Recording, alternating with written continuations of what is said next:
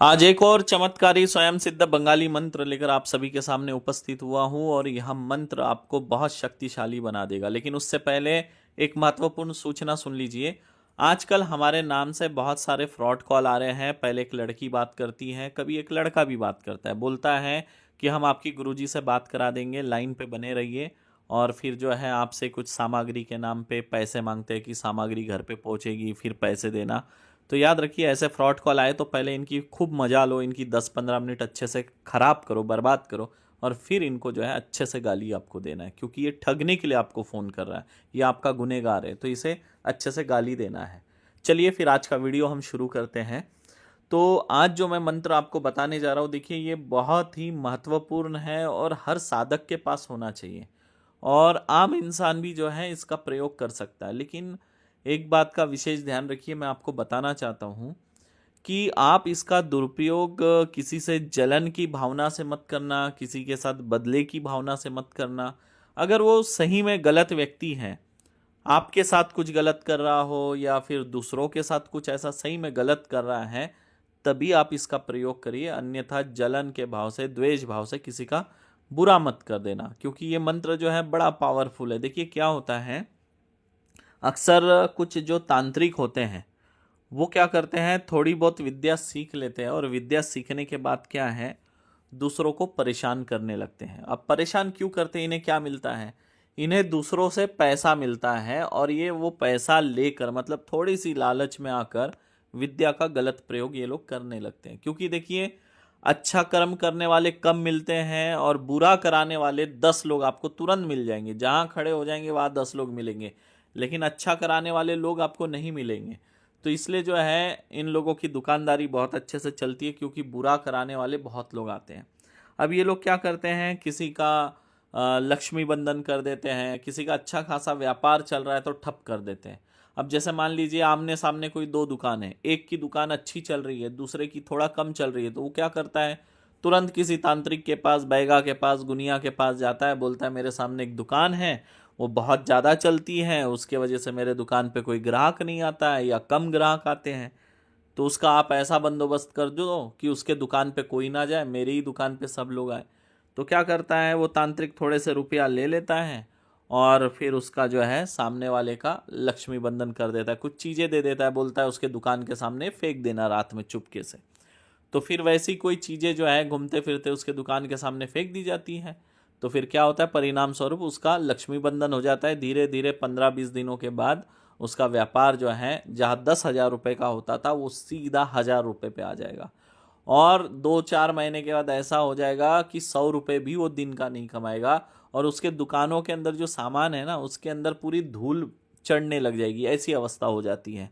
क्योंकि नौकर तो रख नहीं पाएगा, खुद ही बैठा रहेगा, साफ सफाई नहीं करेगा, धूल बढ़ते जाएगी, अवस्था ऐसी हो जाती है लक्ष्मी बंधन से। और उसके अलावा क्या है, जैसे दो पति पत्नी अच्छे से जी रहे हैं, सुखी से अपना जीवन व्यतीत कर रहे हैं, लोगों को वो भी रास नहीं आता है। कई बार तो उनकी घर में कुछ रहने वाले, जलने वाले जो लोग हैं वही लोग करा देते हैं। देखो, जब परिवार में कोई नया सदस्य आता है तो पुराने सदस्य को ऐसा लगने लगता है, अरे इसके आने से मेरी वैल्यू कम हो गई, तब भी तंत्र हो जाता है। कई बार जो है कुछ अपने ही होते हैं वो कर देते हैं। कई बार ऐसा होता है, जिस घर में नई नई बहू आई है, उस परिवार के जो शत्रु होते हैं वो लोग भी क्या करते हैं, बहू के ऊपर तंत्र करते हैं, ताकि क्या है, पूरा परिवार डिस्टर्ब हो जाए। जब बहू बीमार रहेगी तो परिवार परेशान रहेगा। अगर घर में संतान नहीं हो रही है, बहू जो है गर्भवती नहीं हो रही है, तो भी परिवार दिक्कत में रहेगा। और अगर बहू के ऊपर भूत प्रेत छोड़ दे तो भी परिवार परेशान रहेगा। अगर बहू के ऊपर कोई उग्र तंत्र कर दे जिससे घर में वो हमेशा क्लेश, लड़ाई झगड़ा, कोर्ट कचहरी करते रहे, तो क्या होगा, तो भी परिवार परेशान हो जाएगा। तो इस तरह के भयंकर तंत्र क्रियाएं होती हैं। कुछ लोग क्या करते हैं, रोगों से ग्रसित कर देते हैं। अच्छा खासा चलता फिरता व्यक्ति रहता है और देखेंगे एकदम तंदुरुस्त है, एकदम फिट है, एकदम बॉडी बिल्डर है, और कुछ दिनों के बाद क्या होगा, आप देखेंगे अचानक ऐसा उसको रोग जकड़ लेगा जिसकी कोई कल्पना सपने में भी नहीं कर सकता है कि इसे ऐसा रोग हो सकता है। और वो बेचारा सूखते सूखते इलाज तो बहुत कराता है, डॉक्टरी इलाज, लेकिन फिर भी कोई लाभ नहीं होता, और दिन ब दिन वो सूखते चला जाता है और अंत में वो मृत्यु को प्राप्त हो जाता है। तो ऐसा भी तंत्र होता है। विद्वेषण तंत्र कर देते। विदेशन तंत्र करने से फिर क्या होता है कि मतलब उस व्यक्ति के ऊपर ऐसी स्थिति बन जाती है कि उसको सब कुछ छोड़ छाड़ के भागना पड़ता है, पलायन करना पड़ता है।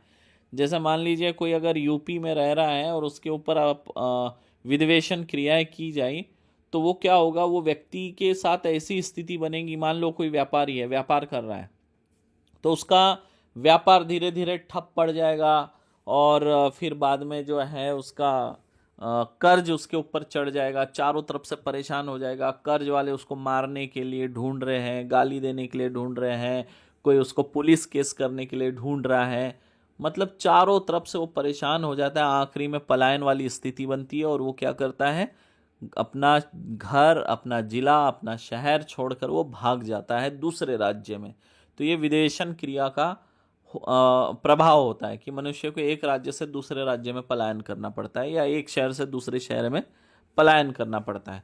व्यापार ठप हो जाएगा तो इंसान क्या करता है, वहां से पलायन करता है, दूसरे जगह व्यापार करता है ना। कोर्ट कचहरी के विवाद हुए तब भी इंसान पलायन करता है। देखो कई बार ऐसा होता है किसी के ऊपर जब विद्वेषण तंत्र क्रिया कर दिया जाता है तो उसके ऊपर कई कोर्ट कचहरी के मामले हो जाते हैं, न चाहते हुए भी बेकार में उलझ जाता है और पलायन वाली उसकी स्थिति बन जाती है। बड़ा खतरनाक होता है ये तंत्र। और देखिए तंत्र के इतने खतरनाक खंड हैं कि मैं आपको गिनाते गिनाते थक जाऊंगा। ये और बात है कि आज बहुत चुनिंदा लोगों के पास है, लेकिन जो खराब वाली विद्याएं हैं वो 90% मतलब 90% अभी भी जीवित है लोगों के पास। अच्छी विद्याएं जो है वो लुप्त होते जा रही है, क्योंकि अच्छी विद्याएं लोग सीखना नहीं चाह रहे, क्योंकि अच्छी विद्याओं को सीखने में समय भी देना होता है, मेहनत भी करनी होती है और ज़्यादा धन रुपया नहीं मिलता है। लेकिन वही बुरा करने वाला काम क्या है, जल्दी इंसान सीखता है और उसको जल्दी रुपया भी मिलने लगता है। लेकिन क्या है, ये कर्मों का खेल है, जैसा करोगे वैसा पाओगे।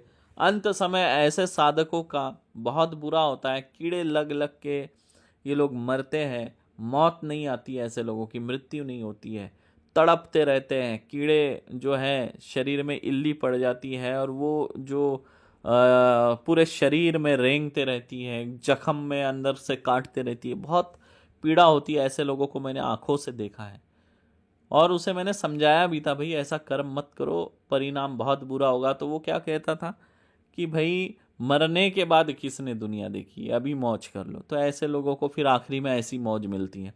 तो इसलिए मैं हमेशा साधकों से कहता हूँ कि बुरा कर्म कभी मत करो। तो इस प्रयोग को कैसे करेंगे, देखिए आजकल जो तांत्रिक है वो किताबें वगैरह लेकर भी प्रयोग करते हैं। कुछ लोगों को उनके गुरु के द्वारा किताबें प्राप्त होती है, कुछ लोग कहीं से किताबें खरीद लेते हैं और किताबों से भी तंत्र करते हैं। आजकल बुरी विद्याओं की किताबें होती है और वो गुरु परंपरा से एक दूसरे को देते आते थे, शिष्य को दे देता था, शिष्य फिर बूढ़ा होता था वो अपने शिष्य को देता था। तो ऐसे दुष्ट तांत्रिकों की जो किताब है, अगर वो किताब को ही अगर हम किलित कर दे तो उसकी विद्या काम करना बंद कर देती है। देखिए इसमें आपको फोटो दिख रहा होगा, तांत्रिक लोग कुछ इसी तरह दूर बैठकर फोटो के माध्यम से भी क्रिया कर देते हैं, जो भयंकर होती है। देखिए ऐसे दुष्ट तांत्रिकों की अगर हम विद्या बांधना चाहते हैं तो इनके गुरु के द्वारा जो प्राप्त बही है, किताब है, उसको हमें किलित करना होगा। वो किताब किलित होते ही इनकी विद्या पूरी तरह किलित हो जाती है। तो उसके लिए हमें क्या करना है, एक मिट्टी की हांडी लेना है और उस हांडी में एक मुट्ठी काली उड़द, साबुत उड़द डालेंगे, एक मुट्ठी हम गेहूं का आटा डालेंगे और उसमें एक मुट्ठी किसी पीपल के पेड़ के नीचे की मिट्टी डाल दो या फिर किसी शमशान की मिट्टी एक मुट्ठी डाल दो और काले कपड़े से उस हांडी का मुख बांध दो। अब आपको आगे जो मंत्र दिखेगा उस मंत्र को आपको 31 बार पढ़ना है, 31 फूंक हांडी पर मारना है और मंत्र में जहाँ अमुक स्थान आया है उस तांत्रिक का आपको नाम लेना है। उसके बाद इस हांडी को आपको क्या करना है, दीपक दिखाना है, अगरबत्ती दिखाएंगे और थोड़ा सा गूगल की धुनी देंगे, उसकी विद्या पूरी तरह से किलित हो जाएगी। उसके बाद इस हांडी को बहते पानी में बहा देना है। आज का वीडियो आप लोगों को कैसा लगा कमेंट करके जरूर बता देना और ऐसा आपको कौन सा मंत्र चाहिए वो भी आप कमेंट करिए। मुझे अगर सही लगा तो मैं उस पर वीडियो बनाऊंगा और ऐसा मंत्र आप लोगों को मैं जरूर दूंगा। देखिए कमेंट करिए, लाइक करिए, वीडियो को शेयर करिए। अगर आप ये नहीं करेंगे तो मैं फिर से मंत्र देना बंद कर दूंगा। जय मां मातंगी आप सभी को।